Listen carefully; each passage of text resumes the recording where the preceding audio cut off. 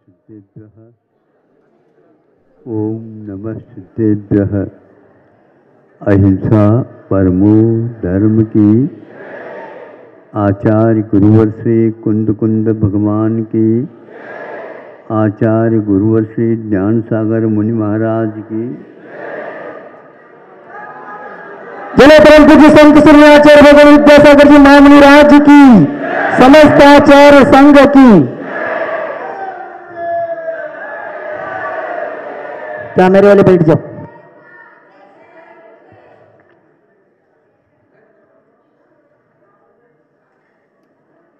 रेशम का उत्पादन कैसा होता है? आज वह रेशम की साड़ियाँ वगैरह मिलती भी है और नहीं भी मिलती।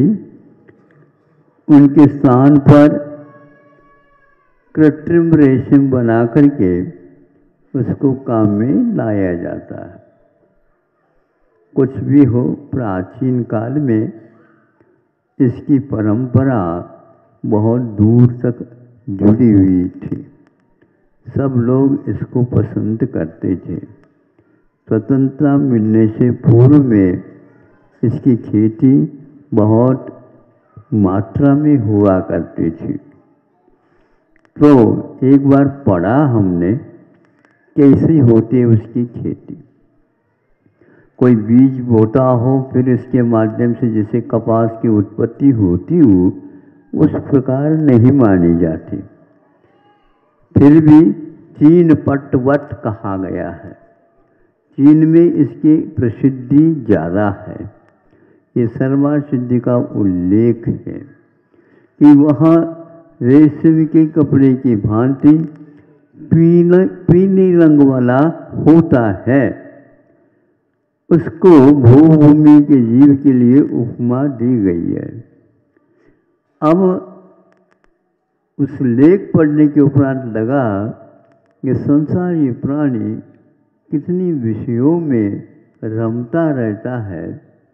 कपड़ा तो पहनना ये ठीक है, लज्जा को ढकने के लिए और धूप से बचने के लिए आदि आदि, किंतु उसमें भी यह विषय ढूंढता है। उसमें भी यह अपनी लोलुपता का प्रदर्शन करता है और इस प्रकार के वस्त्र पहन करके वह दूसरे के सामने मना बग जरा मुझे देख तो लो, हमने ऐसा कपड़ा पहना है, तुम्हें देखने को भी नहीं मिलेगी, इसलिए देख तो लो। अब ये हुआ मान का अतिरेक। मद का उद्गम इसी से होता है और विषयों के लोभ लालच के कारण अपने आप को महान उस कर्म से बांध देता है संसारी प्राणी। उसमें पढ़ा था कि जो मालिक होते हैं तो उसके उत्पादन कैसे करते हैं। लाखों कीड़े पालते हैं और उनको पाल करके उनके लिए अलग अलग प्रकार का उसकी खुराक रहती है। पत्तों को वो खिलाया जाता है। वो पत्ते वो रखते ही वो उसको खा लेते हैं। खा करके फिर इसके उपरांत उसके मुख से लार निकलती है। कौन? उन कीड़ों के मुख से। उस लार के द्वारा वह लार बाहर नहीं छूटता। वो लार जो है अपने आप को लपेट देता है, स्वयं के शरीर को ही लपेट देता लार के द्वारा और वो भीतर रह जाता है। इसको पूर्ण कार्य देख करके वो क्या करते हैं, उबलते हुए पानी में इन कीड़ों को डाला जाता है। तभी वह उस उबलते हुए पानी के कारण वह जो लार थी वह सूत के रूप में परिवर्तित हो करके उसको चिपकी रहती है और भीतर का कीड़ा मर जाता। एक क्रिया किए बिना वो रेशम इनको हाथ में आ ही नहीं सकता। यह इस रेशम बनने का इतिहास है। वह स्वयं उस पत्ते को खा लेता है तो ही वह मुख से लार निकाल सकता, नहीं खाता है तो नहीं, किंतु दूसरी वस्तु को वह देखना भी नहीं चाहता। उसका कितना तीव्र कर्म का उदय होगा, अपने आप की मृत्यु के लिए स्वयं कारण बन जाता। आज आत्मदाह की, आत्महत्या की ये प्रचलन बहुत होता जा रहा है। इसके पीछे भी इसी प्रकार का तथ्य जुड़ा हुआ रहता है। वह क्षणिक सुख के हेतु अपने आप को भी मारने के लिए तैयार होता है। यह रेशम कीड़ा एक प्रकार से पुराण ग्रंथों में इसका उल्लेख मिलता है। ऐसा नहीं कि काल्पनिक उपन्यास का वह विषय हो, नहीं, मतलब अपने आप के जीवन को अपने आप के लोभ लालच से हम लोग समाप्त कर लेते हैं। आज जितने भी कार्य हो रहे हैं वह पंचेंद्र के विषयों के साथ उसका घनिष्ठ संबंध है, जो कि हमेशा असंयम की भूमिका में उनको रख देती है। असंयम एक ऐसी मार्गना है वह ज़्यादा दिन टिकेगी, सम्यक दर्शन के लिए भी घातक सिद्ध हो जाता है। 66 सागर काल तक वह व्यक्ति सम्यक दर्शन को पाल सकता है, लेकिन असंयम की भूमिका में पाल नहीं सकता। बीच में संयम को लेना पड़ता, तब कहीं जाकर के इतनी बड़ी लंबी आयु को पूर्ण किया जा सकता। 3-4 किस्तों में उसके वहाँ विभाजन की क्रिया होती है। मैं इसलिए कह रहा हूँ कि पंचेंद्र के विषयों का संबंध यही नहीं रहता, स्वर्गों में भी चला जाता है। स्वर्गों में भी इस प्रकार के इंद्रियों के विषयों के निमित्त वह अपने आप को आत्मदाह के रूप में स्पष्ट काम में लाता है।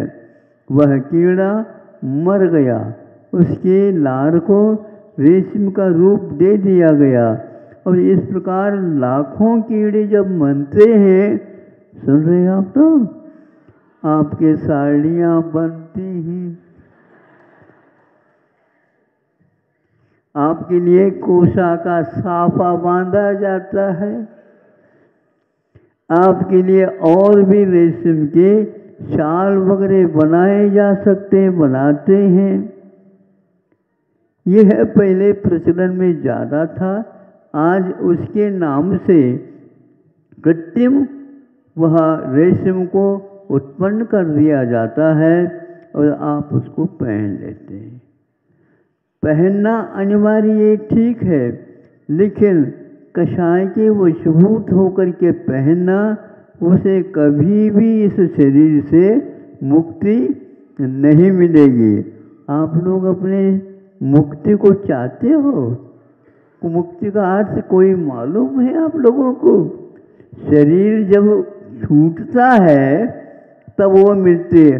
शरीर तो कभी मृत्यु हो जाए तो मिट ही जाता है, ऐसा मिटना नहीं, किंतु दोबारा शरीर मिले ही नहीं। दोबारा कैसे शरीर नहीं मिले? उसके योग्य यदि हमारे पास कर्म नहीं बंधा है तो वह नहीं मिलता है। ये बीज और वृक्ष इसकी परंपरा अनादिकालीन है, किंतु अनादिकाल से आया है, इसलिए अनंत काल तक आगे भी जाएगा, ये नियम है नहीं। किंतु अभव्य का वह हमेशा हमेशा बना रहता है। भव्य को कथनचित ऐसे अवसर प्राप्त होते हैं, उन अवसर प्राप्ति के काल में वह अपने आप के होश को संभालता है।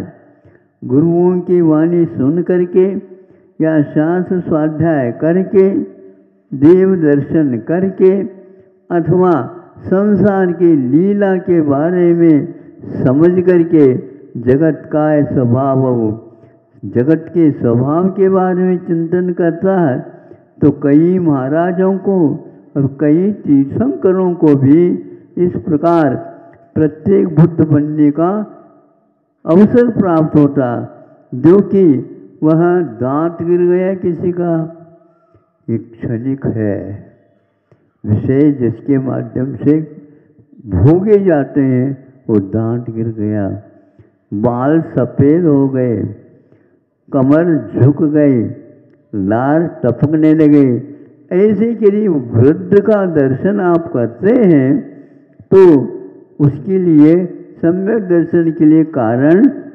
वृद्धों के दर्शन करना चाहिए। शुद्ध वृद्धों की सेवा करने से ये प्राप्त हो जाता। अरे मेरा इतना सुंदर शरीर, और हमारे दादाजी का मेरे से भी ज़्यादा सुंदर था, क्योंकि फोटो में देखने को मिलता है, लेकिन आज जो इनका स्वरूप क्या हो गया, इसके द्वारा भी वैराग्य हो सकता है।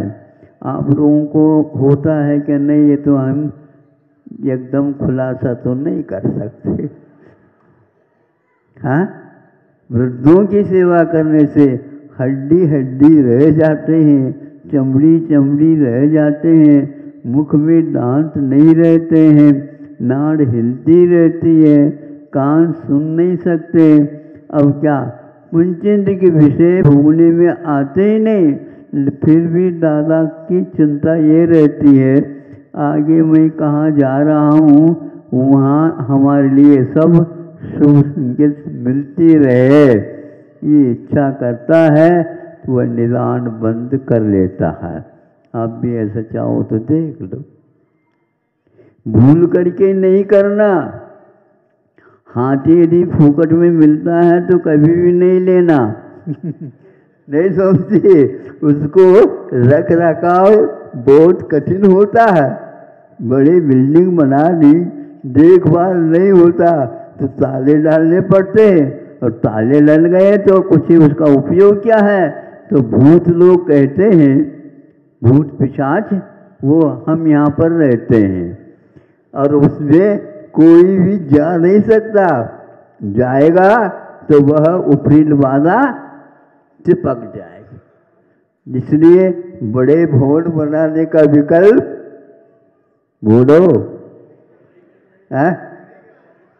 बहुत सारे भवन बना करके आप रखोगे, मंजिल की मंजिल बनाओगे, उसमें और कौन रहेगा? आप तो एक कमरे में रहेंगे, खाली रहेगा, खाली दिमाग जैसे शैतान का होता नहीं, शैतान वहीं पर जा कर के रहेंगे, ऊपरी बाधा होगी।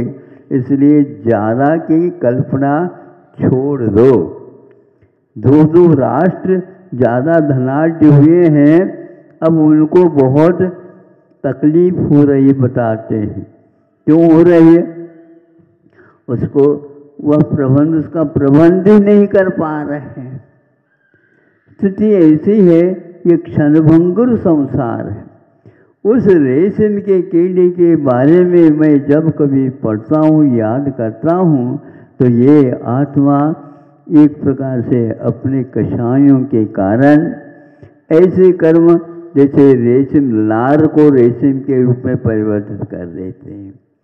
ऊपर यह शरीर है, ये एक चद्दर की भांति काम कर रही है। भीतर देखो क्या, आपके दोनों ये उंगलियां, ये तरजीह बोलती है, इसको अंगुष्ठ बोलते हैं, और दोनों नाक के ऊपर अपने आप ही दबा देंगे। क्यों? इसलिए ऊपर का चद्दर ढका हुआ था तो वो उकड़ गया। क्या है उसमें? 9 द्वार बहे घिनकारी, 9 द्वारों का हमेशा खुला रहते हैं, उसमें से स्राव होता रहता है। कैसा वह बीभत्स वस्तुओं का रसूंगा। इस प्रकार इस अनित्य संसार में भी नित्यत्व की परिकल्पना करने वाले अभी भी उनको सुध नहीं। ये कोशागार कथा अवश्य पढ़ लेना चाहिए और अपने को जो वैरागी हैं उनके साथ जाकर के थोड़े क्षण व्यतीत कर लेना चाहिए और जगत के स्वरूप के बारे में भी सोच लेना चाहिए और बच्चों को भी इसी प्रकार के संस्कार डालना चाहिए। आप बंधु कहलाते हैं, आपके पास आश्रित होकर के रहने वाले रहते हैं, वो उनके ऊपर आप यदि कृपा करना चाहते हैं, बड़े बड़े भवन, बड़े बड़ी राशि आदि आदि की इकट्ठा करने की अपेक्षा उचित कर लो, लेकिन मुख्य रूप से वे अवश्य समझें अपने जीवन के महत्व को। अन्यथा यह जीवन आपका जो मौलिक है, कब्बे को उड़ाने के लिए रत्न को फेंक रहे हैं, ऐसी दशा हुई है।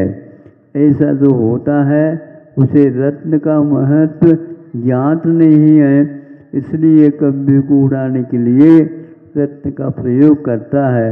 ये सब उपदेश हम ही लोगों के लिए कृपा करके पूर्व के आचार्यों ने, उपाध्यायों ने, ऋषियों ने अपने जीवन को निरीहता के साथ व्यतीत करते हुए साहित्य का सृजन करके दे दिया है। उन साहित्य का अवलोकन भी सुबह उठते ही अखबार का बंडल आप लोगों के पास आ जाता है, उसको तो पढ़ते हो, एक आध बार कम से कम उन स्वाध्याय का भी आप अभ्यास प्रारंभ कर दो। यह जैसे आज 10 मिनट लग गए, इसी में आप लोगों को बात समझ में आ गई, तो स्वाध्याय भी करेंगे तो अवश्य ही तत्व ज्ञान आपको हो जाएगा। हमारी रुचि तो यही है, भावना कि आप लोगों को भी तत्व अच्छा लग जाए। तत्व का अर्थ क्या है? ये अपने भाव धर्म माना जाता है। इस भाव धर्म को समझेंगे, किस वस्तु का क्या धर्म है, किस वस्तु का क्या तत्व है, किस वस्तु को हम उपयोग में ला सकते हैं, किसको नहीं ला सकते हैं, कितनी मात्रा में उसको ला सकते हैं, उसके बिना भी हमारा जीवन चल सकता है क्या नहीं, ये सब बातें समझने की हैं। खाते हो, पीते हो, सोते हो, सब कुछ क्रियाएं करते हो, किंतु वह कहाँ तक उचित है, कितनी मात्रा में होना चाहिए, इसका भी विवेक होना चाहिए। रात के 12 बजे सोए और दिन के 12 बजे भी 5 बार उठाना पड़े, नहीं उठे तो अब कहाँ तक दया करेंगे। और आपके उठाने के लिए ही काम करें, वो अपने घर का भी काम करें या न करें, किसी किसी को मालूम नहीं पड़ता। अभी तो 12 बजा है, 12 दिन का है क्या रात का है, बोलो, मालूम नहीं पड़ता। और आजकल सूर्य नारायण का दर्शन ही नहीं होता। क्यों? इतनी बड़ी बड़ी बिल्डिंग रहते हैं और इतने बिल्डिंग रहने के कारण वहाँ पर आधा घंटे के लिए भले ही ऊपर से देखो, वो भी यूं करने से सूर्य की धूप दिख जाए, सूर्य नारायण का दर्शन नहीं, उसके लिए रात का 12 और दिन का 12 समान रहता है। दिन में भी लाइट की आवश्यकता है, तो अब आँखों की क्या आवश्यकता, जब लाइट है तो काम दे दो। ये स्थिति हो गई है, ये अच्छा है क्या? ये विज्ञान का फल है, जो एक प्रकार से सुविधा के लिए थी, वह बहुत प्रकार के दुविधाओं से युक्त है। ये अब समझ में आ रहा है। जितना समझ में आ जाए और उसके बारे में सोच ले, समझ ले और निर्णय ले ले तो बहुत अच्छा है। वृद्धावस्था में निर्णय लेना बहुत कठिन होता है। इस समय विषयों से बच कर के निर्णय लेना भी बहुत कठिन है, फिर भी यह कार्य आपके लिए हो सकता है। बाद में पश्चाताप करने की अपेक्षा से यह ग्रंथ आदि का वाचन भी हम लोगों के लिए सुखदायी है। यही काम करें। अहिंसा परमो धर्म की। दीपक जलाना है।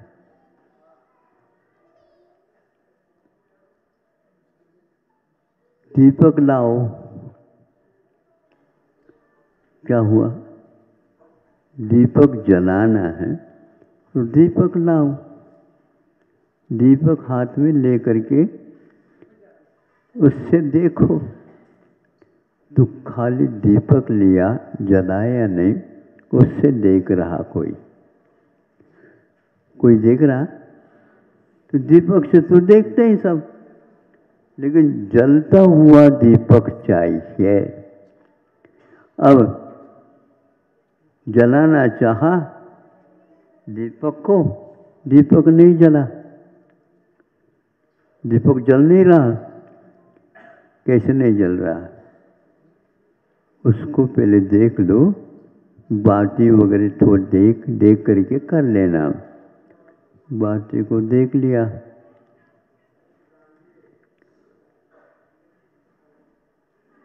फिर भी नहीं जला, भैया तेल है क्या नहीं ये भी तो देख लो।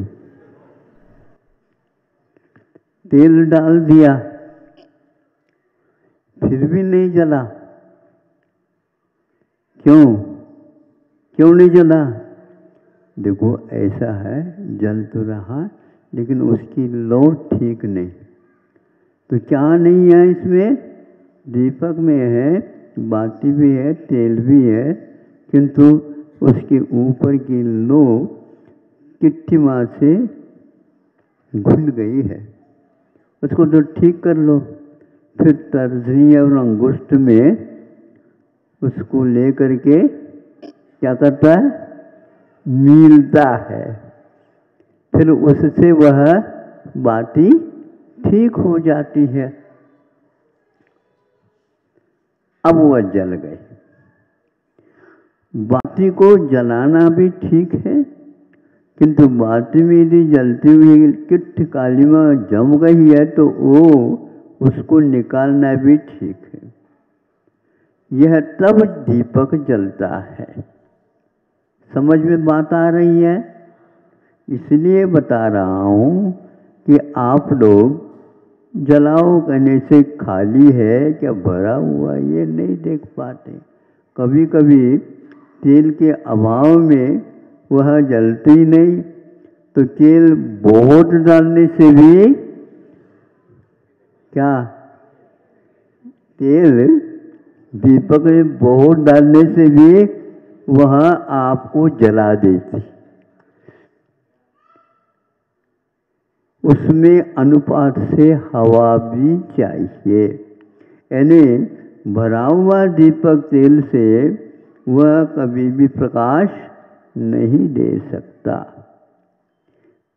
इसी प्रकार अपने जीवन में हम देखें, एक कमी है ऐसा नहीं, दो कमी है ऐसा भी नहीं, बहुत सारियां कमी रह सकती है। इसके कारण वह जीवन में सुख शांति के बिना व्यतीत करना पड़ता है।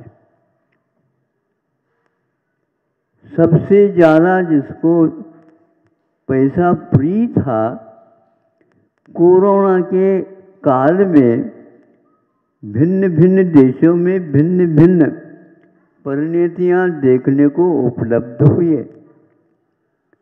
उसमें एक इटली है, उसमें लिखा हुआ था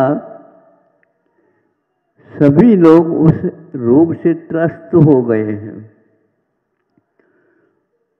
डॉक्टरों ने भी भर्ती कराना बंद कर दिया, क्योंकि उनके मालूम है उनको ये ठीक नहीं हो सकता। इस प्रकार जब हो गया हाहाकार जैसा, सुनो कितना अच्छा उन लोगों ने सोचा। उनमें से एक व्यक्ति अपने घर में जो नोट थे उन सब को फेंक दिया। इस पैसे से क्या प्रयोजन है? अपनी जिंदगी यदि नहीं बचा सकता। जिंदगी के लिए पैसा है क्या पैसे के लिए जिंदगी है? बोलो। जिंदगी के लिए पैसा चाहिए, पैसे के लिए जिंदगी नहीं है। जो व्यक्ति पैसे के लिए जिंदगी को खपा रहा है तो वह जिंद नहीं जिंद है। भूत लगा है उसको। घर की किसकी भी बात नहीं मानता हो, उसको तो पैसा ही कमाना, पैसा ही कमाना, पैसा ही कमाना।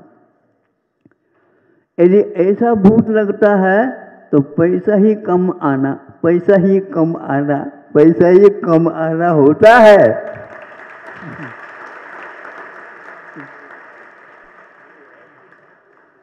समझ में बात आ रही क्या नहीं हमारी? आप लोगों को समझाना बहुत कठिन है और आपको समझना और कठिन है।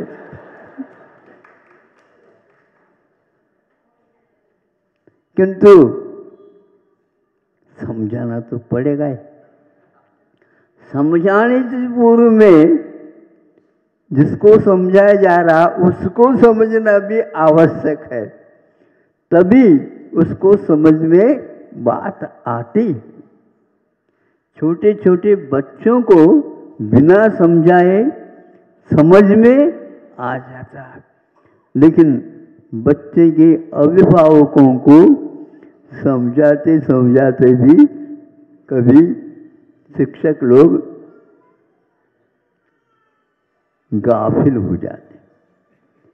इनको कैसे अब समझाएं? शिक्षा पद्धति पलट गई, इसलिए भारत को समझाना बहुत कठिन है। भारत के बच्चे तो समझ गए, किंतु अभिभावक नहीं समझ पा रहे, क्योंकि उन्होंने जो कोई भी धारणा बना दी उस धारणा को वो छोड़ना नहीं चाहते। समझते हो? धारणा का अर्थ क्या होता है? उपवास का संकल्प करना है। उपवास का संकल्प करना। ऐसे जल्दबाजी में संकल्प न करो। क्यों? पारना कब करोगे ये पहले संकल्प करो। नहीं समझे? हाँ, धारणा के साथ पारना के लिए भी सोचना चाहिए। यदि वह याद नहीं है तो धारणा बढ़ाते जाओ। कब तक के लिए धारणा है ये? पैसे को कमाना है तो धारणा बना लो, और कहाँ पर रुकना ये भी देख लो। टिकट लेते समय ये टिकट दे दो। कहाँ का टिकट बताओ? कहाँ का टिकट बताओ? सिरपुर का टिकट दे दो।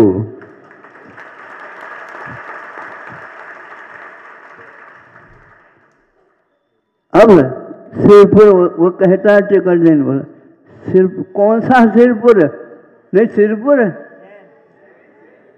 जैन नहीं लिखा गया ना। इस 5-6 सिरपुर है महाराष्ट्र में। धुलिया के पास है, मालेगांव के पास है, यहाँ पर भी एक मालेगांव है, अन्यत्र मालेगांव के पास वहां पर भी एक सिरपुर है।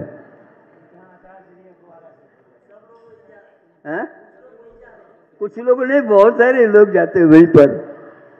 फिर बाद में जहाँ पर महाराज का संघ है वहां पर तो कहता वो वहां पर जाओ, तो फिर लौटो।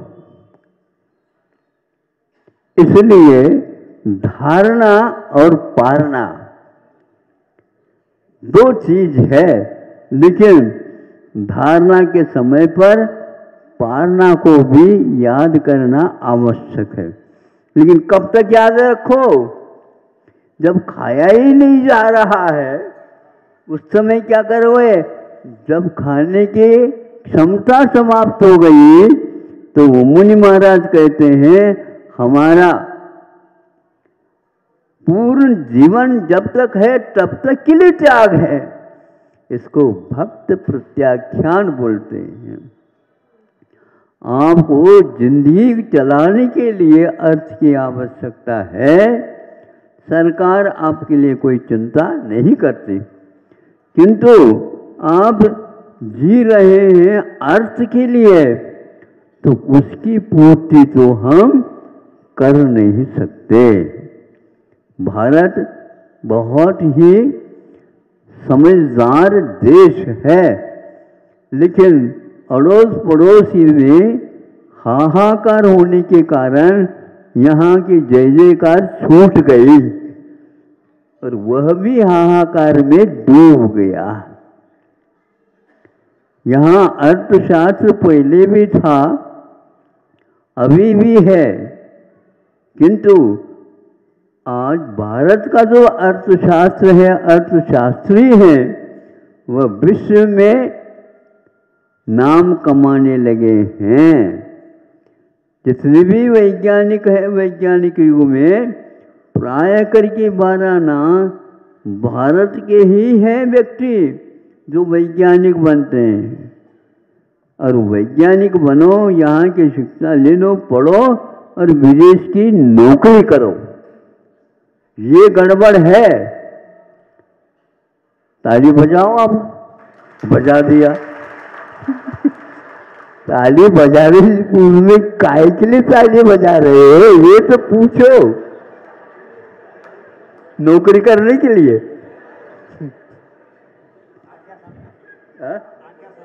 आज्ञा सम्यक तो है, लेकिन उस आज्ञा के साथ थोड़े तो बताओ ताली क्यों बज गई? एक व्यक्ति ने ताली बजा दिया, दूसरे ने भी ताली बजा दिया, सब लोगों ने ताली बजा दिया। अब जिसको नींद लग गई थी उसको उठ गया वो। आप लोगों ने ताली बजाया, क्यों बजाया? तुम भी बजाओ। गलत है ये। भारत सोचता है, कदम उठाता है। इसी के लिए आचार्यों ने ज्ञान की बड़ी आवश्यकता है। और आप ज्ञान करके, पैसा पूरा खर्च करके नौकरी कर रहे हैं, ये भारत के अर्थशास्त्र के लिए एक प्रकार से स्वीकार नहीं है। अर्थ करी विद्या नहीं होती।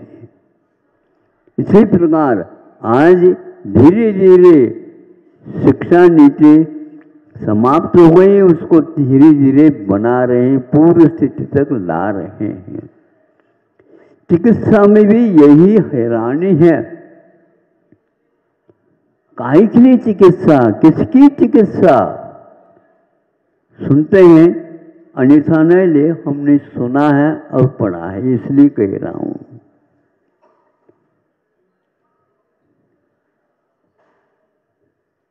मृत्यु हो गई है,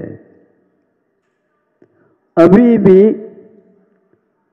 बिस्तर पर अथवा पलंग पर रोगी को लिटाया गया है और अभी भी चिकित्सा उसकी चल रही है। उनके परिवार वाले सोच रहे हैं, भैया क्या हो गया, क्या हो गया, क्या हो गया? कुछ नहीं हुआ, बिल्कुल ठीक हो रहा है। और इस प्रकार समय निकाला जाता है, ऑक्सीजन दे दे करके उसको है ऐसा कहा जा रहा है, किंतु वहाँ पर मुर्दा है और वह कोई व्यक्ति है ही नहीं। उसके कारण उसके पैसे बढ़ जाते हैं। अब बताओ, मरने के बाद भी भारत में चिकित्सा होने लगी है। हाँ, बता है, ये पता है इसकी अब चिकित्सा हो नहीं सकती, फिर भी लिखा हुआ है वहाँ पर, देखो आपने अपने हाथ से लिखा है। हम जो कहते हैं उसको सुनो, नहीं तो हम कोई जिंदगी नहीं दे पाएंगे। ऐसे डरा डरा कर ये उससे ले लेते। दया कहाँ गई? वो धर्म कहाँ रहा? आज कमाना ही एकमात्र धर्म है और कर्म रह गए क्या?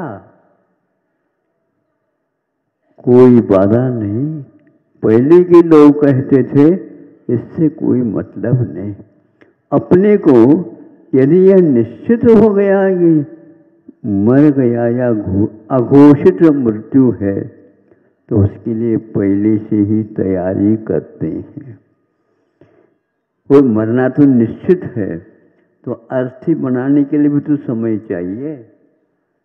मौसम गड़बड़ है तो फिर रात भर और रखना पड़ेगा, इसलिए पहले से अर्थी बना करके रखते हैं ताकि मृत्यु अघोषित है, घोषित हो गए तो उसको सीधे उठा देते हैं, घर में रखने योग्य नहीं। उसी प्रकार वह धन भी घर के लिए अब अभिशाप सिद्ध हो जाएगा। आपको इसलिए बता रहा हूं, नीतियां बदलती चली जा रही है, अर्थ तो वही है।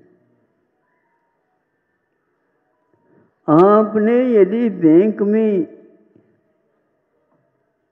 1 लाख रुपए रखा अथवा 11 लाख या 20 लाख रखा, और भी आगे बढ़ जाए तो कोई बात नहीं, किंतु बैंक में कोई गड़बड़ी हो गई तो आपके लिए 1 लाख मात्र मिलेगा।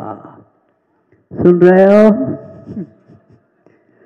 आप करोड़पति नहीं रहे, आप लखपति नहीं रहे, अब आप अरबपति भी नहीं रहे। खरब कमाना हो तो अरब कंट्री की ओर जाओ। ऐसा क्यों हुआ? अर्थनीति बदलती चली जा रही है, किंतु ऐसा नहीं हुआ था पहले। आज इसको भी मंजूरी दे रहे हो तो यह अरब रुपए जो आपने रखा है बैंक में, किसको जाएगा? हाँ, जहां रखा है उन्हीं का होगा, कब्जा उनकी है, किंतु यहां नहीं रखेंगे हम।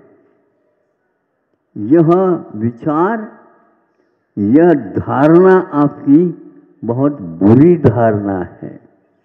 देश को न मिले, विदेश को मिल जाए तो कोई बाधा नहीं। यह नीति, अर्थशास्त्र की नीति गड़बड़ है। मेरा मेरा मेरा यह जो संकल्प है, यही आपको एक दिन समाप्त कर देगा। विधवाद में आप पश्चाताप करोगे। पहले सोना रखा जाता था, फिर बाद में आपको लोन मिलते थे। आज सोना सो गया। अब आप बोलो, आपका सोना चांदी बन गया, चांदी तांबा बन गया, तांबा मिट्टी बन गई। अब क्या करोगे बताओ? ये भाग्य है, ये भाग्य नहीं है, ये दुर्भाग्य है जो ऐसा बदल रहा है। फिर भी आप अपने संकल्प को दोहराते जा रहे हो। अब हम इसीलिए कह रहे हैं, धारणा बनाने से पूर्व में यह सोचो ये कब तक के लिए धारणा है, किसकी धारणा है, किस लिए धारणा है। ये सारे सारे वारणा के बिना नहीं हो सकते। इसलिए आप लोग अपनी जिंदगी की तुलना भविष्य के साथ न करके अतीत के साथ करो तो आपकी जिंदगी सकुशल अंत तक चलने वाली है, नहीं तो आपको भी ये होगा। वैरागी से कह रहा है वो इटली वाला, इस धन की क्या आवश्यकता है, क्या मूल्य है जो अपने जीवन की रक्षा में काम में नहीं आ रहा। और गली में देख लिया हमने, सब बिखर गए थे नोट। चिंतन करो, पहले के लोग जब यह मृत्यु आने वाली है पहले से ही कटिबद्ध होकर के खड़े होते थे और धारणा बना लेते थे कि हमारा यहाँ पर कोई तिलतुस मात्र भी नहीं है। मात्र धर्म को चलाने के लिए संतान की आवश्यकता थी। संतान आने के उपरांत उसको अच्छे संस्कारित करना ये इष्ट था, हमने बना दिया। अब आगे मेरा इसमें यहाँ पर कोई भी लेन देन नहीं। और अरहंत सिद्ध वो करते थे। अब आप क्या कहोगे बताओ, हमें कोई सिद्ध ही नहीं हुआ, मैं कैसे करूँगा। सिद्ध करने का जो अवसर था वो आपने खो दिया, देखा देखी करके अथवा आनाकानी करके। देखा देखी की आज क्या बकरों के समान हो जाता है। और आनाकानी का अर्थ किसी को सुना अच्छा था लेकिन वो सुना ही नहीं, बाद में पश्चाताप करने की अपेक्षा आज अपनी आंखें खोल दो। ऊपर की नहीं, आप सर्जरी करवाते हो, आंख की शल्य चिकित्सा कर लेते हो। कौन सी? बाहरी। अब बताओ महाराज क्या है, आंखों के ऑपरेशन तो कर लिया किंतु नजर नहीं आ रही है। ये तो सोचो आंखों के द्वारा काम कितने लिए आपने। तो वो गर्दन हिलाता हुआ कहता है, घर वाले कहते हैं ये 90-95 की दद्दा है। दद्दा अब सोच लो, बाहरी आंख अब काम में नहीं आएगी, भीतरी आंख खोल लो। और यदि उसकी चिकित्सा करना है तो हमें बता दो, हम कर देंगे उसकी चिकित्सा। कोई किसी को करवाना है क्या भैया शल्य चिकित्सा? दादा की बात मत करो। भीतरी आंख की शल्य चिकित्सा के लिए 8 वर्ष भी पर्याप्त है। आ जाओ, फार्म दे दो भैया उनको, फार्म दे दो, फार्म ताकि भरने दो। कब भीतरी आंख खुलेगी? महाराज अब मेरी आंख खुल गई कहते लोग। कौन सी? अब भीतरी खुल गई महाराज, बहुत अच्छा किया। अब बाहरी आंख बंद कर लो भगवान के समान।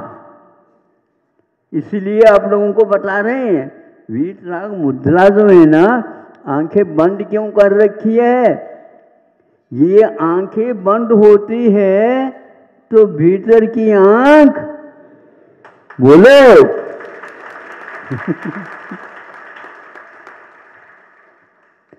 बाहरी आंख खुलेगी तो भीतरी आंख बंद होगी, और भीतरी आंख खुलेगी तो पहले बाहरी आंख बंद होगी। इसलिए आप भगवान के दर्शन करते हो, अब ऐसे भगवान के दर्शन करो। हे भगवान, आज मुझे समझ में आ गई है आपकी राज कि भीतरी आंख से आप दुनिया को देखते हो और ये बाहरी फूटी हुई आंख से कुछ भी नहीं दिखता है। ये हे तत्व है। हे तत्व को देखने के लिए बाहरी आंख के साथ साथ भीतरी आंख खुलना चाहिए। आप लोग घड़ी की ओर देख रहे हैं, हमारे सामने भी घड़ी रखी गई है बड़ी। भीतरी आंख खोलने का अब आप लोग प्रयास करेंगे। पुरुषार्थ भी उसी के लिए है। बाहर से आंख बंद होता चला जाए, कानों से सुनना बंद होता है तो बहुत अच्छा है। आंखों से देखना बंद हो जाता है तो बहुत अच्छा है। वो आंखें अवकाश प्राप्त कर लिए, उम्र काफ़ी हो गई है। अब अमर आत्म तत्व का यदि दर्शन करना है, इस धन की ओर, अर्थ की ओर न देख करके विषयों का कारण हमारा अज्ञान है, ये समझ करके बाहरी आंखें बंद कर लो और भीतरी आंख खोलने का प्रयास कर लो। अपने आप दिखने लग जाएगा। अहिंसा परमो धर्म की जय। अपने जीवन में अद्भुत साधना करके केवल ज्ञान को प्राप्त कर अब शरीर को यहीं पर छोड़ करके मुक्त हो गए। वे पार्श्वनाथ भगवान सब लोगों के लिए कल्याणकारी हो। उनके नामस्मरण से हमें बहुत कुछ मिल जाता है, शेष कुछ बचता नहीं है। उनकी साधना ऐसी थी, उसको देख करके सब लोग एक प्रकार से अपने स्वभाव का चिंतन कर लग जाते हैं। उनका तो उद्धार हुआ ही, उन्हें मुक्ति मिली। किससे मुक्ति मिली? इस शरीर से मुक्ति मिली है। यह शरीर ही संसारी जीव के लिए कष्टदायी है। आप लोगों की धारणा इसमें विपरीत हो सकती है। इस शरीर है तो हमें सुख भी मिलता है। वह सुख एक प्रकार से आपको दुख का ही बीज बो रहा है। जितने भी पंचेंद्रिय के विषय हैं वे सारे दुखदायी है। यह ज्ञान हमें पार्श्वनाथ भगवान के साधना से ज्ञात हो जाता है। अब यहाँ पर आप लोगों के लिए कई बार बता दिया गया है कि आज के ही इस पुण्य तिथि के अवसर पर यहाँ पर आप लोगों ने अपने जीवन में क्या है और अगले जीवन के लिए भी हमें क्या भूमिका बनाना है, कौन से बीज बोना है। आषाढ़ में धरती को तैयार करता है किसान, श्रावण में उसकी बोनी हो जाती है, फिर फसल अपने अपने अवधि के अनुसार तैयार करके उसको घर तक पहुंचाया जाता है अथवा खलियान तक पहुंचा दिया जाता है। इसी प्रकार सफल करके इन लोगों को अपने अपने परिवार के साथ अपने पैरों के ऊपर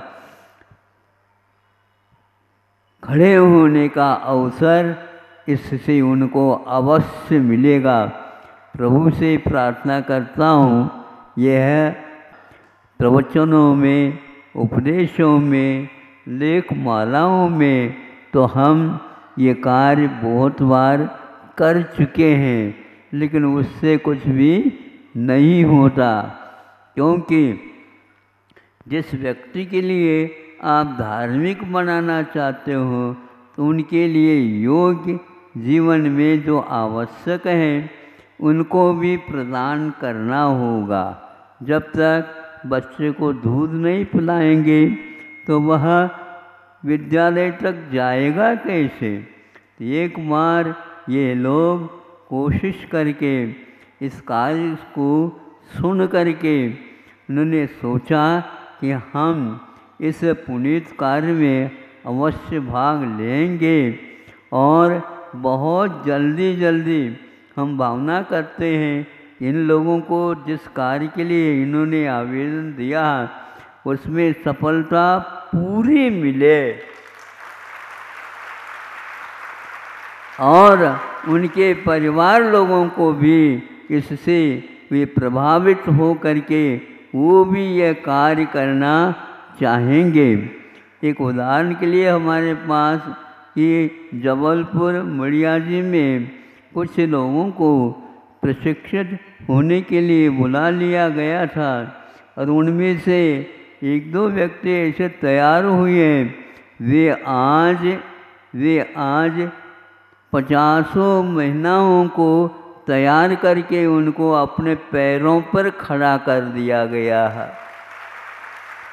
इसको देख करके सुन करके जिस परिवार में वह व्यक्ति हैं वो सोचने लगे जो बॉम्बे मुंबई इत्यादि में काम करते थे, अरे यहाँ पर घर बैठे बैठे ही हम बहुत आराम के साथ उतना ही नहीं उससे ज़्यादा और कमा सकते हैं और दूसरे को भी इसमें लाभान्वित कर सकते हैं। तो वहाँ मुंबई छोड़ करके यहाँ पर पुणे आ गए हैं। इससे आप देख लो इस कार्य में एक व्यक्ति सफलता पाता है तो 50 ने सैकड़ों लोग अपने पैरों पर खड़े हो जाएंगे। इससे बढ़कर के गृहस्थ आश्रम में मैं समझता हूँ और कोई विशेष धर्म नहीं होगा। इससे इन लोगों ने ये प्रतिज्ञा भी ली है हम दुर्व्यसन नहीं करेंगे, मद्य और मांस शराब आदि का त्याग करके इन्होंने ये संकल्प लिया। इनका यह प्रतिज्ञाबद्ध होना और ये कार्य के लिए प्रयास कदम उठाना बहुत ही एक प्रकार से प्रभावक है और इसका फल निश्चित रूप से कोई भी खर्चा नहीं, किंतु यह कार्य अपने आप ही हो सकता होता है।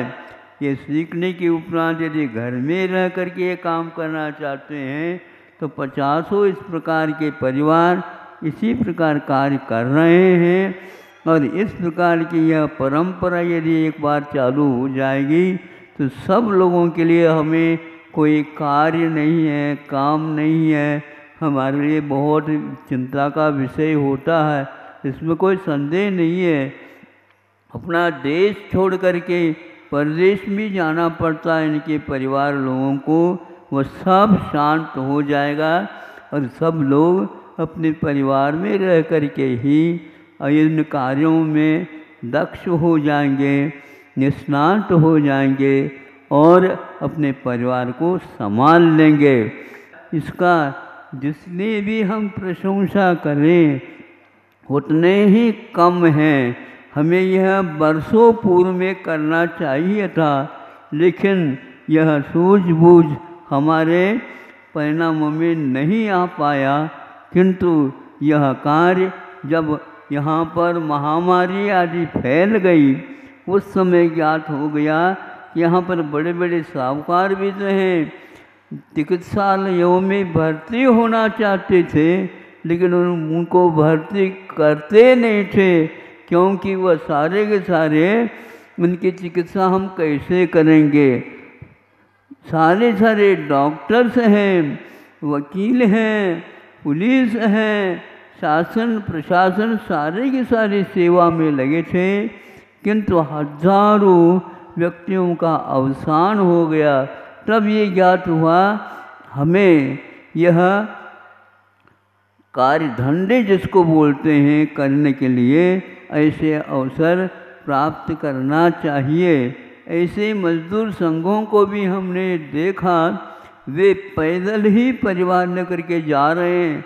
कहाँ जा रहे हो?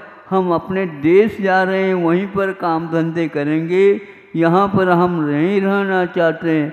ऐसे व्यक्तियों को देख करके ऐसा लगता था यह एक कार्य बहुत आवश्यक है।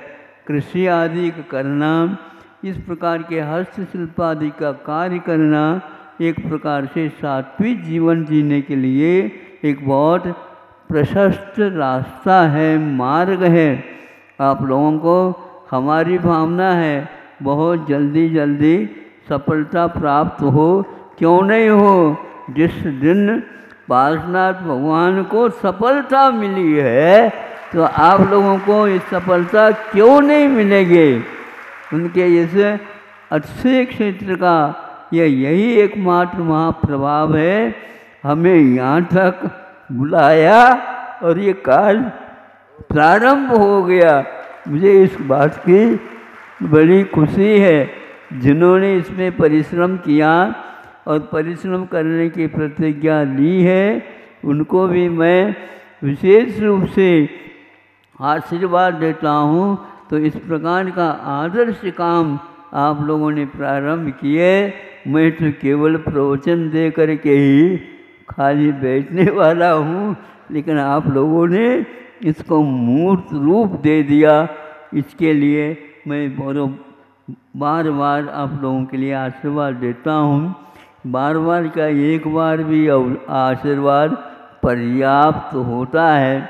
इसी प्रकार कार्य करने की दक्षता रखने वालों की संख्या भी बढ़नी चाहिए।